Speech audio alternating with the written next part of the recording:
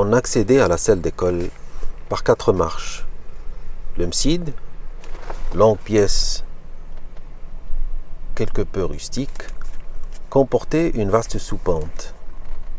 Le maître installa là-haut 2 jarres en poterie vernissée pour recueillir l'huile d'olive que les élèves apportaient par bouteille et par bol.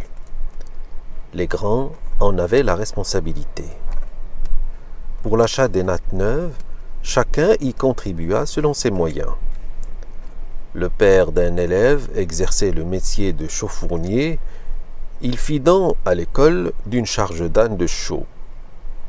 Le lundi, 8 jours avant la fête de la Ashura, les vieilles nattes furent remisées dans la soupente. Le maître forma des équipes et en nomma les chefs. On emprunta des seaux et des balayettes de doum. Le travail commença. Dans un vacarme d'injures, d'exclamations, de pleurs et d'éclats de rire, quelques-uns s'emparèrent des têtes de loup, hautement penchés sur des roseaux, s'escrimèrent longtemps avant de nettoyer le plafond et les murs de leur toile d'araignée. 2 seaux énormes de lait de chaux furent préparés. Une dizaine d'élèves, armés de balayettes, entreprirent de badigeonner les murs. Ils maniaient hardiment leurs balais, éclaboussaient au passage des enfants qui piaillaient. Ils recevaient dans les yeux la chaux vive, se mettaient à hurler, abandonnant leur besogne. D'autres les remplaçaient pleins d'ardeur.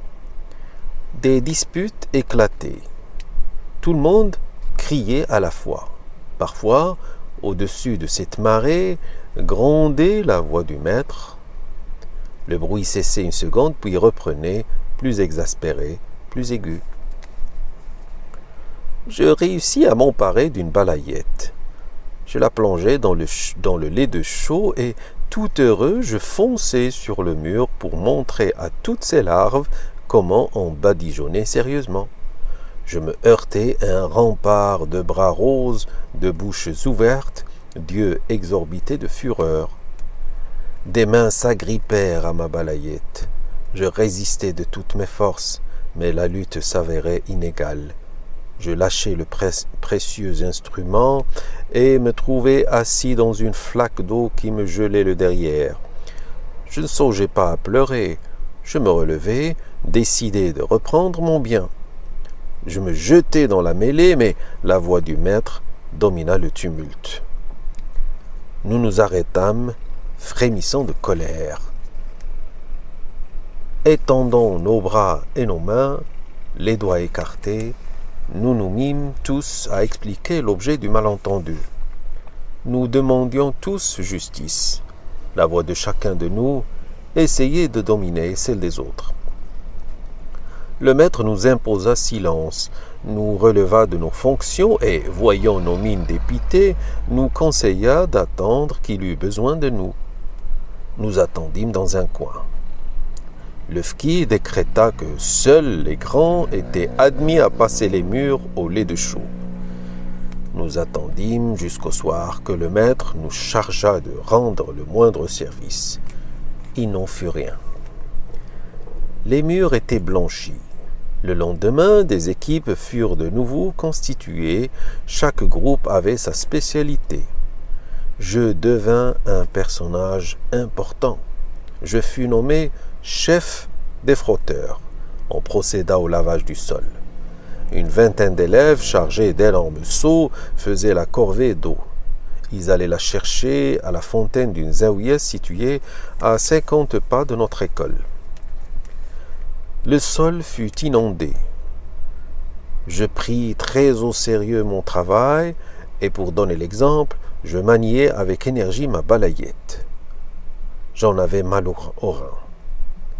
De temps à autre, je me redressais tout rouge. Les muscles des bras me faisaient mal. Au repos, je les sentais trembler. Dans l'eau jusqu'aux chevilles, pieds nus, bousculé par celui-ci, insulté par celui-là, j'étais heureux.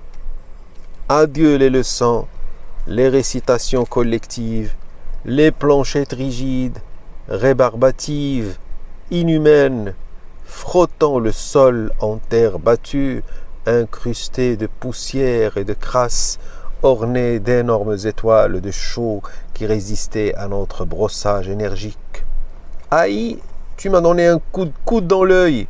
Fais attention, tu m'as mouillé jusqu'à la ceinture. Regarde, Driss, il est tombé dans le seau. Il va se noyer, il va se noyer. Frottez, paresseux, paresseux toi-même. Notre coin est plus propre que le tien. » Avec des chiffons de jute, nous essuyâmes partout. Le soir, je revins à la maison, mort de fatigue, mais très fier de ma journée. Devant mes parents, je me vantais de mes multiples exploits. Je réussis à les convaincre que sans moi, aucun résultat sérieux n'aurait été obtenu. Mon père me félicita. Il dit à ma mère que je devenais vraiment un homme. Je me mis au lit. Pendant mon sommeil, il m'arriva de me mettre sur mon séant, de hurler des ordres, de distribuer des injures. Ma mère me recouchait avec des gestes tendres, des phrases affectueuses. Le matin, je me préparais pour partir à l'école. Ma mère m'en empêcha. Elle m'expliqua qu'elle avait besoin de moi pour l'accompagner à la Kissaria, le marché des tissus. Il était temps de songer à mes habits de fête. J'applaudis avec enthousiasme. « Est-ce que j'aurai une chemise neuve ?»« Tu auras une chemise neuve. »« Est-ce que je porterai un gilet avec des sous-taches ?»« Tu porteras un gilet avec des sous-taches. »« Est-ce que je mettrai ma djellaba blanche que tu as rangée dans le coffre ?»« Tu porteras ta djellaba blanche. » Des babouches neuves que te fabrique Moulay Larbi, le mari de Lella Aïcha, et une belle sacoche brodée. Je me dressais de toute ma taille, je bombais le torse, j'esquissais même quelques pas d'une danse barbare. Je ne me livrais à de telles excentricités que dans des circonstances exceptionnelles. J'allais même pousser un ou deux ululements quand ma mère me rappela à plus de dignité. Fatma Bziouya riait à gorge déployée. Sans rire ne me choquait pas. Ce matin, je me sentais capable de bonté, d'indulgence. J'étais d'une générosité sans borne. Je pardonnais à Zineb, dans mon fort intérieur, toutes les misères qu'elle m'avait fait subir. Je pardonnais à son chat qui était revenu après s'être débarrassé de son collier, ma belle chaîne d'or. Je pardonnais au mardi d'être des jours trop longs, à la baguette de cognacier de mordre si souvent la chair fragile de mes oreilles. Je pardonnais aux jours de lessive d'être particulièrement froid et triste.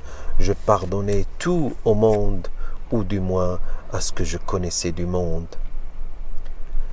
Je laissais ma mère vaquer à ses multiples besognes avant de se préparer pour sortir, et je montais sur la terrasse où personne ne pouvait me voir, éparpillé aux quatre vents l'excès de joie dont je me sentais débordé.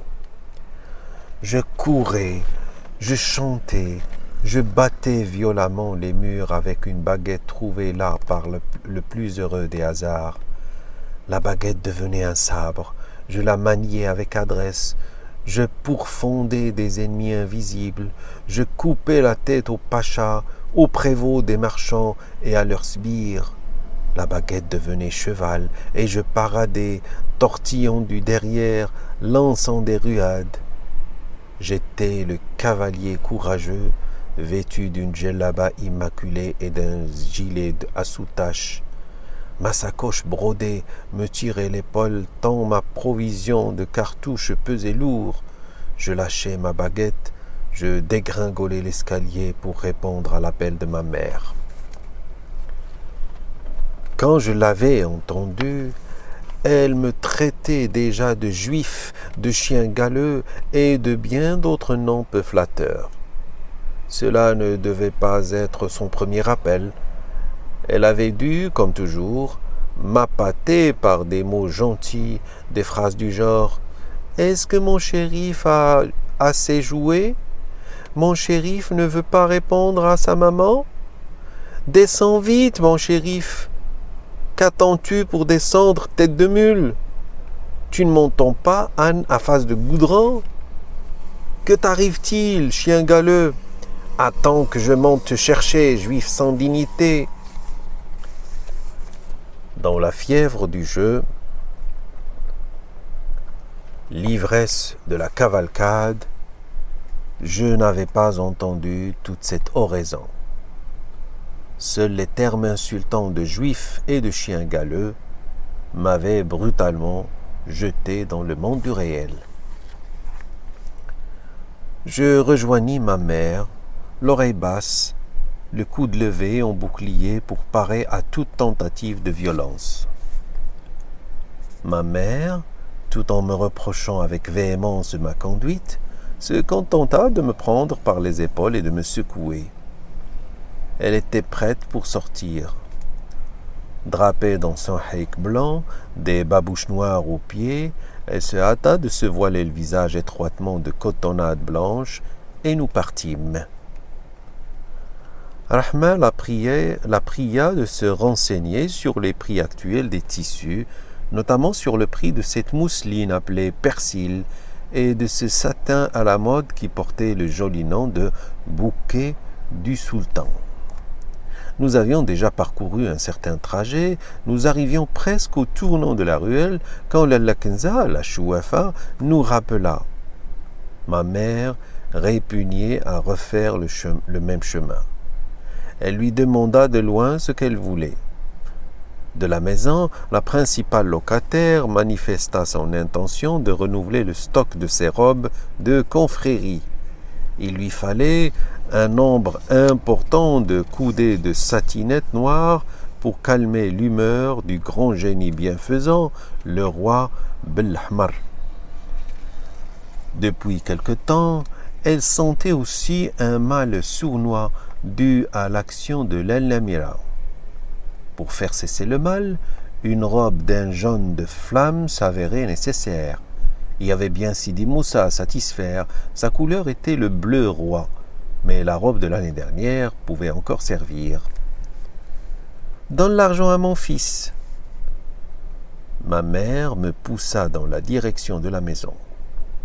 « Je pourrais en effet éviter toutes ces courses. » La chouafa me donna l'argent. Elle ne voulait plus acheter que de la satinette noire. Enfin, nous nous trouvâmes bientôt dans la rue. Près de Sidi Ahmed Tijani, cette mosquée aux portes richement décorées, une femme se précipita sur ma mère. Elle débordait de joie, remerciait Dieu de nous avoir mis sur son chemin. Elle se pencha sur moi et colla son voile rêche sur ma joue pour m'embrasser. C'était une voisine de l'Aïcha, l'amie de ma mère.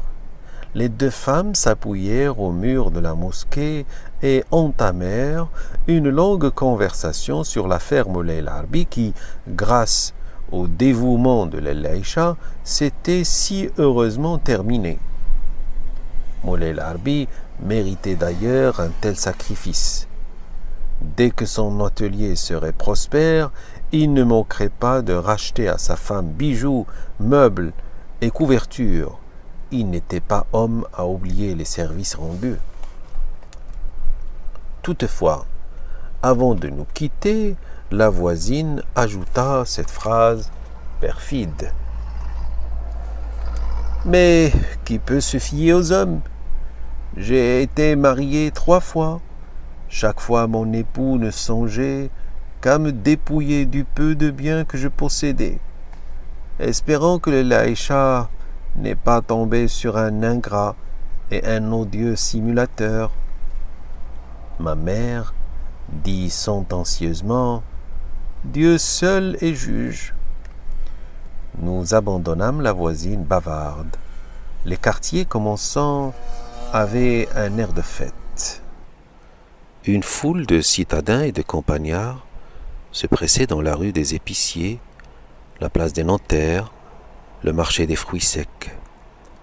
Des âniers poussaient des bêtes chétives lourdement chargées de sacs de sucre, de caisses de bougies, de ballots de cotonnade, de vaisselle de faïence et de bains-blotteries. Il se formait à chaque carrefour un embouteillage compliqué. Nous finissions toujours par nous faufiler à travers les groupes de bateaux. Pour circuler plus aisément, j'avais enlevé mes babouches. Je les mis dans mon capuchon.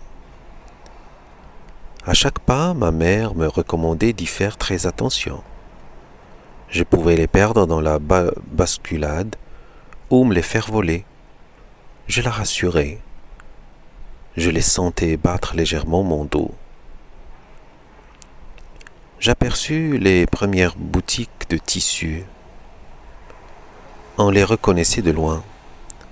Les marchands, pour attirer les chalands, accrochaient à leurs auvents des banderoles de soie, des tricots de couleur fanée, des mouchoirs brodés au point plat.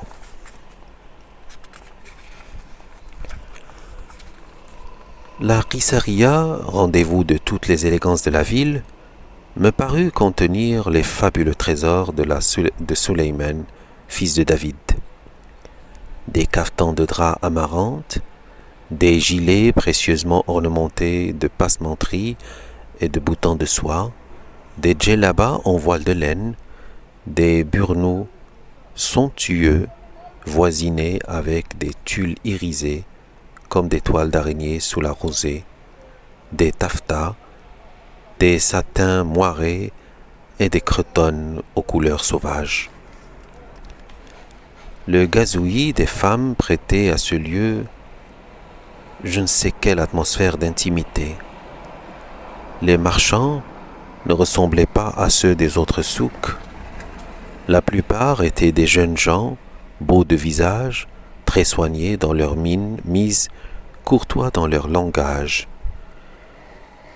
Ils ne se mettaient jamais en colère, faisaient montre d'une patience sans limite, se dérangeaient pour montrer à une cliente une étoffe posée sur le plus haut rayon, déplier la pièce, la replier pour la remettre à sa place, la cliente ayant déniché sous une pile de soieries une étoffe qui lui plaisait mieux. Nous fîmes 5 ou 6 boutiques avant d'acheter 3 coudées de cotonnade blanche. Elle devait servir à me faire confectionner une chemise. C'était de la cotonnade de bonne qualité, la qualité poisson. Ma mère ne voulait pas d'autre marque. Le marchand nous montra imprimé en bleu sur une assez grande longueur de la pièce un poisson avec toutes ses écailles. Le cérémonial du marchandage dura beaucoup moins que lorsqu'il fallut payer le gilet rouge à soutache. Nous nous arrêtâmes devant une dizaine de magasins. Les marchands s'empressaient de nous montrer des piles de gilets de ma taille. Toutes les nuances du rouge défilaient sous nos yeux. Aucune ne correspondait au ton que désirait ma mère. Finalement, elle fixa son choix sur un gilet cerise abondamment orné de serpentins et de fleurons en passementerie, légèrement plus foncé que le tissu. Elle m'enleva la djellaba, m'essaya le gilet, me le boutonna jusqu'au cou, s'éloigna pour se rendre compte de l'effet, me fit signe de tourner à droite, puis de tourner à gauche, mit un temps infini à le déboutonner, en fit une boule qu'elle fourra brutalement entre les mains du marchand. Le boutiquier s'informa. « Cet article te plaît? Te plaît-il » ? « C'est le prix qui en décidera, » répondit ma mère. « Alors, je prépare le paquet ? Aux clients sérieux, je consens toujours un rabais. Ce gilet vendu couramment 5 réaux, je te le laisse pour 4 réaux seulement. Coupant court à toute discussion, je t'en offre 2 réaux. Tu ne m'en offres pas le prix de revient. J'en fais le serment. Je ne le céderai pas à ce prix. Devrais-je mentir ce soir pour nourrir mes enfants ? Le marchand avait fini de plier le gilet soigneusement et cherchait un papier pour faire le paquet. « Écoute, dit ma mère, je suis mère de famille, je m'occupe de ma maison, je n'ai guère de temps de marchander. Voudrais-tu me laisser ce gilet à 2 réaux 1/4 ? Je fais ce sacrifice pour mon fils qui aimerait tellement porter ce vêtement le jour de l'Achoura. Ce garçon me plaît, je ferai un effort en sa faveur. Donne-moi 3 réaux et demi. » Le marchand tendit la main. Il s'attendait à recevoir l'argent. Ma mère lui tourna le dos, me prit par le poignet et m'entraîna quelque part. « Viens, me dit-elle, les gilets ne manquent pas à la Kissaria. Nous trouverons bien un boutiquier sérieux qui sache parler raisonnablement. » Le marchand se mit à nous rappeler d'un ton pressant. « Reviens, Lalla, reviens donc. Le gilet plaît à cet enfant. Je te l'abandonnais plutôt que de le priver du plaisir de le porter. Certes, les gilets ne manquent pas dans les boutiques de la Kissaria, mais pourras-tu vraiment en trouver de cette qualité ? Admire avec quel soin ont été faites toutes les coutures. Regarde l'exécution des boutons. Prends ce gilet. Paie-moi le prix que tu estimes raisonnable. Tu me parais être une shérifa pleine de baraka. Je te demanderai de ne pas m'oublier dans tes prières afin que le prophète intercède en ma faveur le jour du jugement. » Ma mère perdait la tête quand, d'aventure, quelqu'un la traitait de shérifa. Elle fouilla dans ses poches, sortit un chiffon noué plusieurs fois, s'acharna un bon moment à le dénouer. Elle tira 2 réaux et demi qu'elle allongea au marchand sans rien dire. Elle ne prit pas le temps d'écouter le boutiquier réclamer un supplément. Elle se saisit du paquet et m'entraîna. Nous flânâmes encore un moment dans le souk. Ma mère se documenta sur le prix des tissus, les tendances de la mode, la signification de tel ou tel dessin. Nous quittâmes cette atmosphère de faste pour nous trouver dans le quartier des épices. Nous étions près de la Médersa à Tarin, cette belle maison où logent les étudiants, quand je rappelai à ma mère la satinate de la Lakinza la Chouafa. Ma mère me félicita d'avoir une si bonne mémoire. Elle rebroussa chemin. Le long de la rue, elle maudissait toutes les chouafas de la terre, ces femmes calamiteuses qui ne manquaient aucune occasion de vous empoisonner la vie. Elle se demandait ce qu'elle avait bien pu faire de l'argent de cette maudite sorcière de Kenza qui pouvait, si elle le voulait, faire ses commissions elle-même. Elle se mit à l'angle d'une boutique, entreprit de minutieuses recherches, s'énerva, s'agita, lança de nouvelles imprécations contre les chouafas et leurs acolytes, finit par retrouver l'argent au fond d'une poche de son cafetan. Nous ne tardâmes pas à trouver un marchand de satinettes. Sans discuter le prix, ma mère demanda un certain nombre de coudées. Elle le paya et nous partîmes enfin. La bonne humeur de ma mère avait disparu. Elle ne cessa pas de me gourmander sans raison jusqu'à l'arrivée chez nous. Elle remit à l'Alakza sa satinette noire, lui tendit sa monnaie et monta l'escalier, gémissant et soupirant à chaque marche. Rahma sortit sur le palier. Elle nous invita dans sa chambre. Elle demanda à ma mère de lui montrer ses acquisitions. La chambre de Rahma était de même dimension que la nôtre. Une cloison de bois patiné par l'âge la coupait aux 3/4. Derrière cette cloison, Rahma entassait ses provisions d'hiver. Elle consistait surtout en pain de sel d'un rose taché de gris et en grappes d'oignons. La pièce, meublée pauvrement de matelas bosselés et d'une natte de jonc, comportait, comme seul luxe, une longue étagère peinturlurée.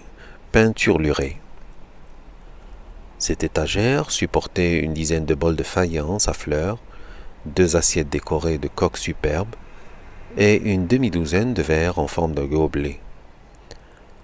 Zineb jouait dans un coin avec son chat.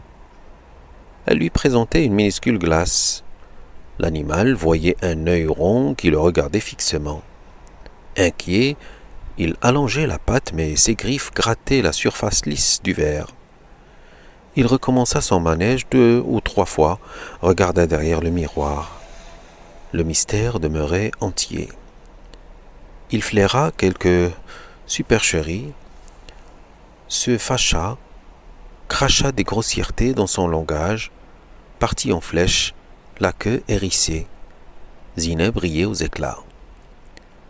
Depuis longtemps, je désirais une petite glace ronde comme la sienne.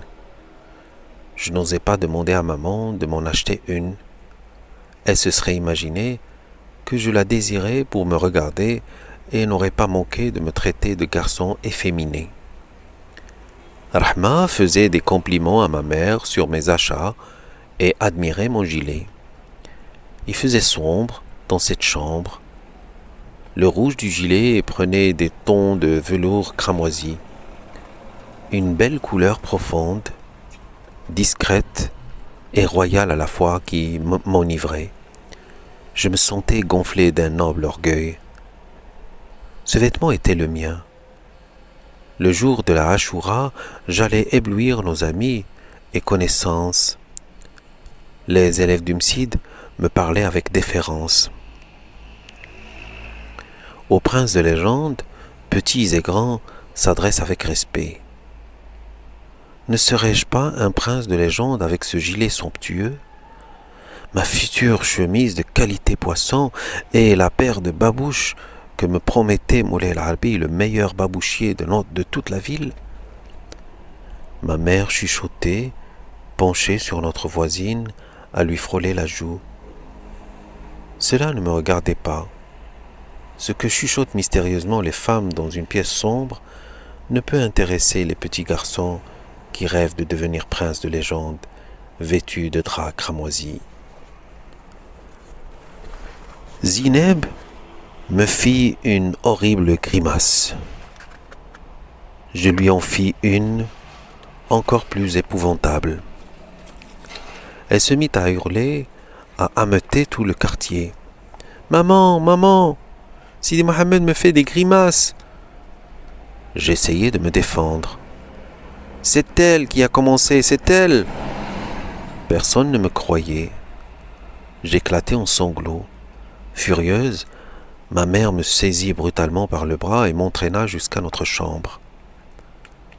Elle se plaignait à haute voix de son mauvais destin, de la cruauté du sort, de la vie d'enfer qu'elle menait à cause de moi.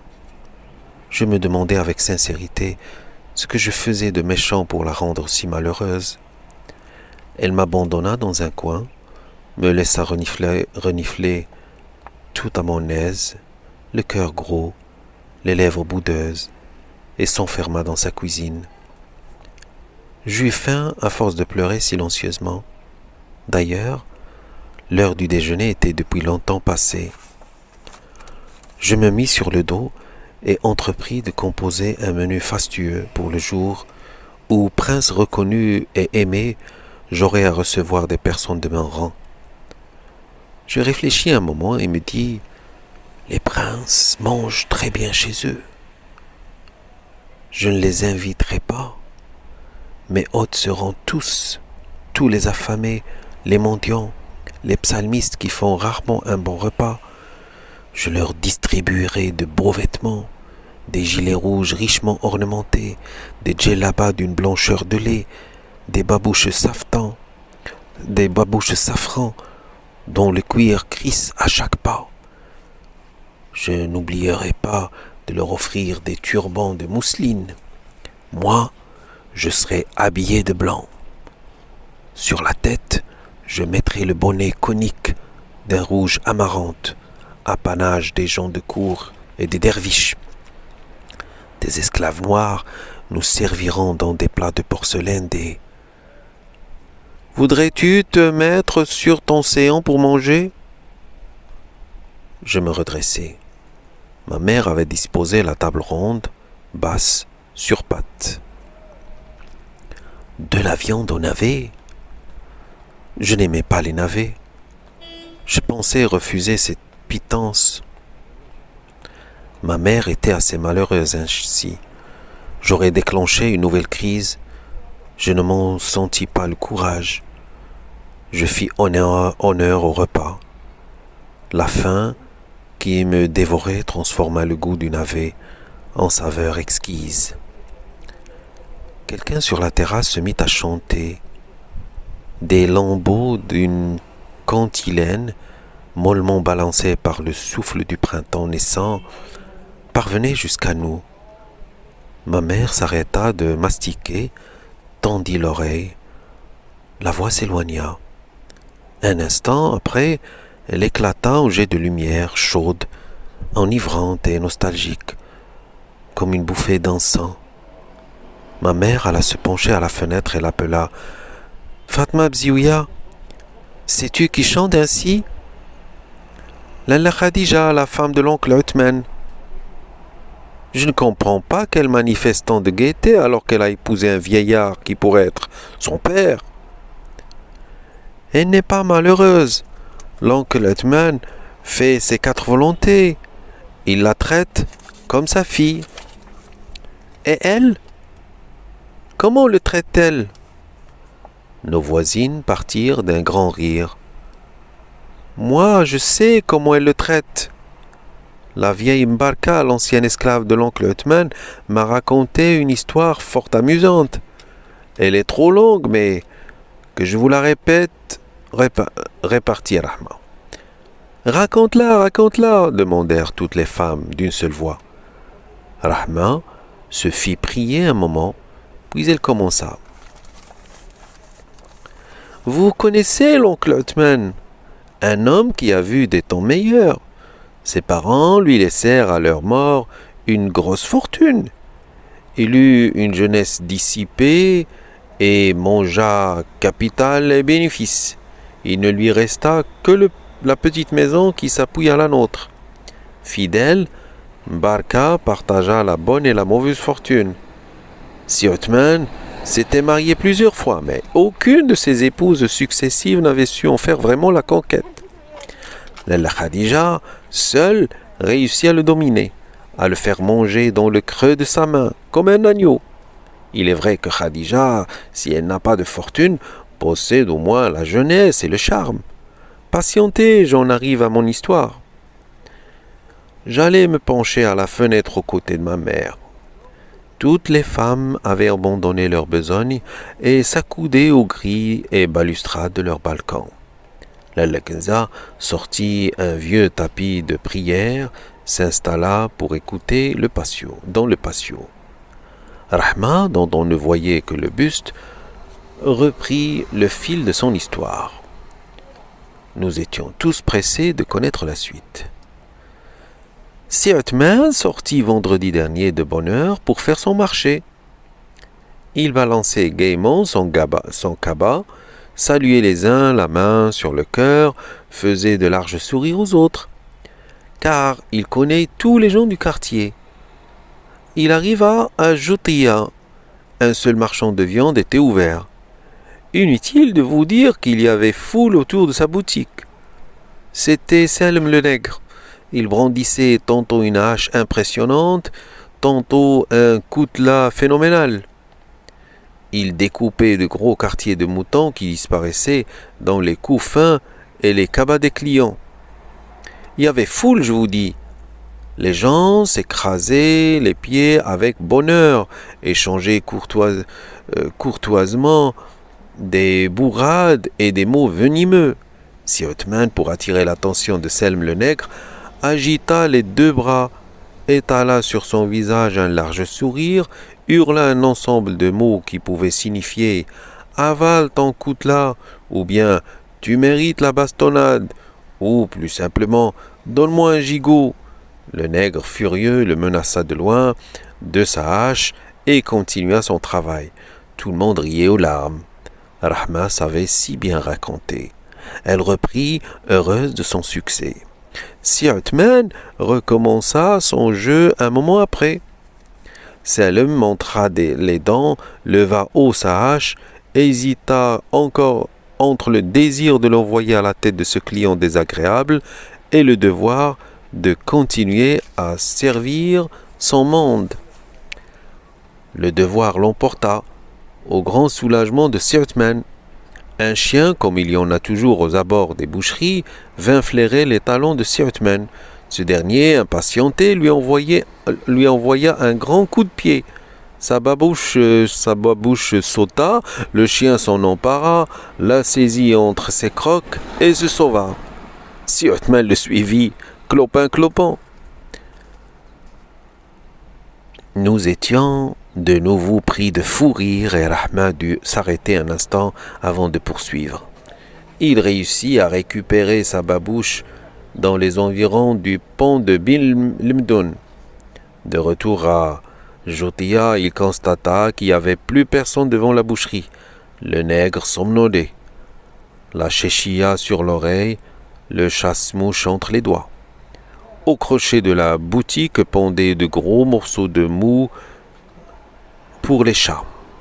Il s'aperçut aussi que tous les marchands de légumes dormaient au milieu de cageots vides et ou derrière leurs étalages où jaunissaient 3 bottes de radis. Sir Othman n'osait pas rentrer bredouille. Dieu seul sait comment la Khadija l'aurait reçu. Dans un fondo qu'il découvrit un bien curieux spectacle. Des gens s'écrasaient les pieds consciencieusement. Des aloses naissaient de ce remous, surnageaient un moment au-dessus des têtes et disparaissaient. Sir Othman, plein de bonne volonté, attendit longtemps, espérant un miracle. Comme le miracle tardait, les démangeaisons de son nez devinrent intolérables. Il quitta le marché pour se rendre chez le marchand de tabac le plus proche. Il espérait s'envoyer une bonne prise dans les narines. Peut-être s'était-il un peu attardé chez le marchand de tabac.